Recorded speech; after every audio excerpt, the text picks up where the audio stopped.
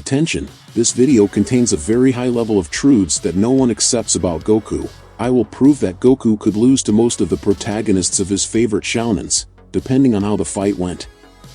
So guys, how are you?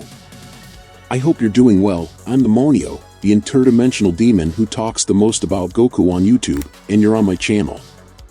People on the internet really like to make comparisons between their favorite anime characters, especially from fighting shounens, to determine which character would win in a battle, but I feel that the character that causes the most controversy and that people are most engaged with argue about his powers and his strength is Goku. In general, Dragon Ball characters tend to be cited a lot, but people generally use Goku more as an example, citing his deeds and things that happened in the anime to justify that he practically would beat anyone. And these comparisons usually include characters like Saitama, Superman, among others. But the Monio, it's kind of obvious that Goku would beat the vast majority of characters he's compared to, for the simple reason that he's very strong, perhaps one of the strongest characters in fiction. And I answer you, yes, Goku is very strong, in fact extremely strong, much more than most fighting shounen protagonists. The problem is that many people forget one detail. Despite Goku being very strong, his body is not invulnerable like Saitama's or Superman's, for example. In fact, Goku's body is very fragile and is very vulnerable to attacks. But the Monio, you're talking nonsense. In Dragon Ball, the more the character increases his ki, the more his body becomes resistant. So when Goku transforms, he is practically invulnerable. And I tell you that no, Goku has already shown in several moments that he has a very vulnerable body. For example, in the film Resurrection F, Goku is hit by a simple laser from Frieza's henchman's weapon, and even in his blue form he is seriously injured, and could have died if the shot had hit his head.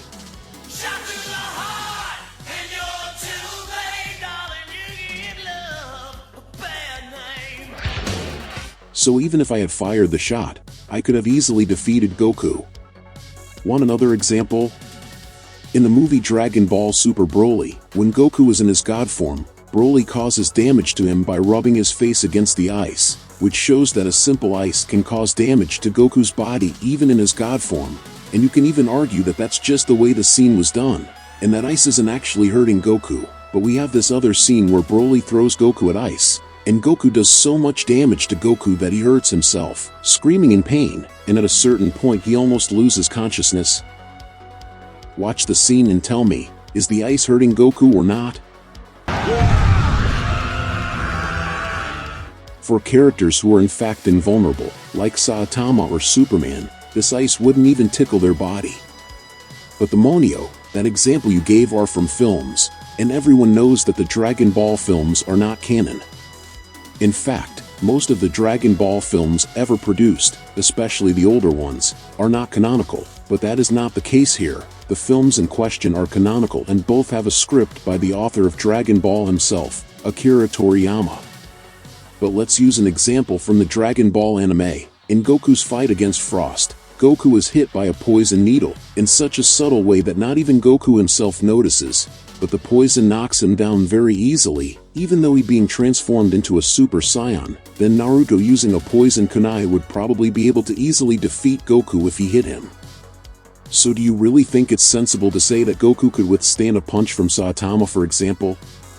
An argument that I see all the time on the internet is that Goku and several other Dragon Ball characters are at planetary level, as they can destroy a planet very easily, so if the other characters can't destroy planets, they can't beat Goku. This is an argument that I honestly find very pointless, since in Dragon Ball itself it is shown that planets are destroyed, always with the use of massive energy, but most of the times when characters are injured, they are always with attacks that do not would destroy planets. For example, Trunks' sword cannot destroy planets, but it was used to defeat Frieza. Frieza's henchman's laser weapon definitely does not destroy planets, but it seriously injured Goku. But the Monio, even though Goku is vulnerable, if he fought against other characters, he would never let himself be hit by any blow, since he has super speed and also has teleportation. This is another argument that I see a lot on the internet when people are debating and assuming what a fight between Goku and other characters would be like, and these things sound to me like fanfics that fans make, based on a Goku that they imagine in their minds of them, but it is very different from what usually happens with Goku in the anime.